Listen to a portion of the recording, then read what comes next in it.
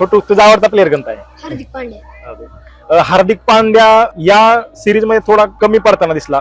चालेल का ह्या मॅचला, चालेल का वेस्ट इंडिजच्या मॅच मध्ये? नाही, त्याने जर म्हणजे जी आपल्याला ही मॅच खूप इम्पॉर्टंट आहे.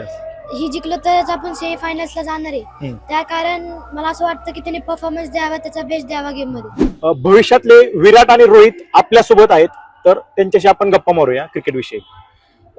उद्या भारत आणि वेस्ट इंडिजचा सामना आहे, तर त्या संदर्भात एकदम अतितटीचा सामना होणार आहे. तर त्या संदर्भात तुम्ही काय बोलू इच्छिताल की कोणता संघ भारी पडेल? नाही, नक्कीच भारतच जिंकेल, याच्यात काही आपल्याला संशय असाची गरज नाहीये. जरी आपण साऊथ आफ्रिकेविरुद्ध एक मॅच हरलो असलो तरी पण भारताचा जो संघ आहे तो नक्कीच फक्त वेस्ट इंडिजचा नाही तर वर्ल्ड कप पण जिंकेल.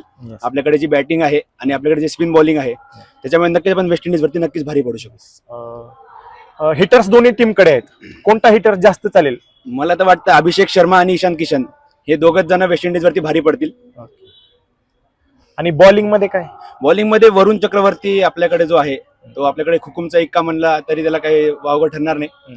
तो नक्कीच आपल्याला मॅच जिंकवेल. आणि जर पाहायला गेलं तर 2016च्या सेमीफायनल मध्ये वेस्ट इंडिजनं आपल्याला धोबीपछाड दिला होता, तर त्या मॅचचा काय फरक जाणवेल काय? नाही, मला वाटत नाही. आपला जो यावेळेस जो संघ आहे त्यावेळेस संघामध्ये खूप मोठा फरक आहे.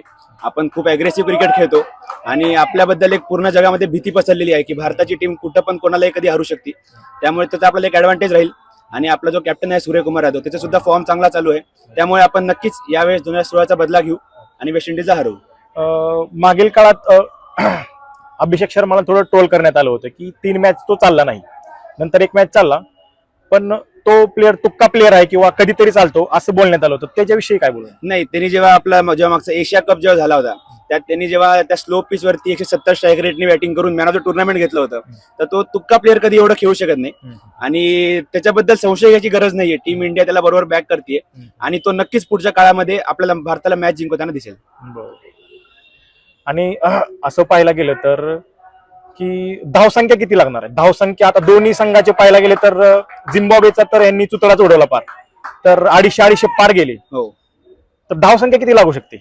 कोलकाताची पिच बघितली तर थोडंफार तिकडे स्पिनर्सला मदत असते आणि त्याचबरोबर संध्याकाळी तिकडे ड्यू पडा चान्सेस जास्त असतात. जर भारताने पहिले बॅटिंग केली तर कमीत कमी 200 ते 210 रन बनवले तर आपण नक्कीच ते डिफेंड करू शकू.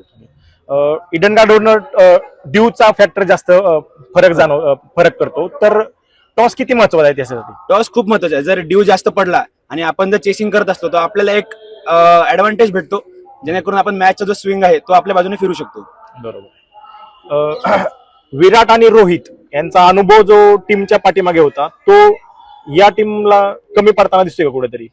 नाही, तशा कुठल्याच प्रकारे पडत नाही, कारण की जशा प्रकारे आपण बॅटिंग करतोय, जशा प्रकारे कोच प्रत्येकाच्या फेल्युअर मध्ये पाठीमागे देतात. जसं अभिषेक शर्मा पहिले 0 मध्ये केला, परंतु त्याला कुठल्याही प्रकारे जाणवू दिलं नाही की तू लोअर साईडला गेलायस या काही म्हणजे अधूर केलंस. पण तसं नाही, ज्या प्रकारे अभिषेक शर्माला बॅक केलं गेलंय, जसं तिलक वर्माला बॅक केलं गेलंय, तसं मला काही वाटत नाही विराट रोहितचा एवढा काही इम्पॅक्ट पडेल टीमवर.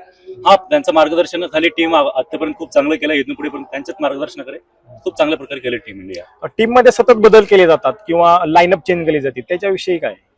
नाही, जसं आता टीम कोच मॅनेजमेंटला जसं ज्या प्रकारे पिच असेल त्या प्रकारे खेळवतील असं मला वाटतंय. पण करेल, जसं पिच ऍक्सेप्ट करेल तसं टीम करेल मला वाटतं. बुम बुम बुमरा आपण म्हणतो, तर चालेल का England West Indies? Special bowler आहे, एवढं त्याने इतक्या वर्षापासून टीम इंडिया सोबत खेळलेला आहे, तर नक्कीच त्याचं एवढा इम्पॅक्ट स्पेशल बॉलर आहे, तो खेळ नक्की. तुझा आवडता या टीम मधला प्लेअर कोणता आहे? Abhishek Sharma is my all time best. तुझा आवडता प्लेअर? माझा आवडता प्लेअर सूर्यकुमार यादव. येस. छोटू, तुझा आवडता प्लेअर कोणता आहे? हार्दिक पांड्या. हार्दिक पांड्या या सिरीज मध्ये थोडा कमी पडताना दिसला. चालेल का ह्या मॅचला, चालेल का वेस्ट इंडिजच्या मॅच मध्ये? नाही, त्याने जर म्हणजे जी आपल्याला ही मॅच खूप इम्पॉर्टंट आहे. ही जिंकलो तरच आपण सेमीफायनल्सला जाणार आहे. त्या कारण मला असं वाटतं की त्याने परफॉर्मन्स द्यावा, त्याचा बेस्ट द्यावा गेम मध्ये. हो, देईल, नक्की देईल. आशा करूया की भारत नक्की जिंकेल आणि फायनल देखील गाठेल आणि आपण दुसरा कप घेऊन येऊया.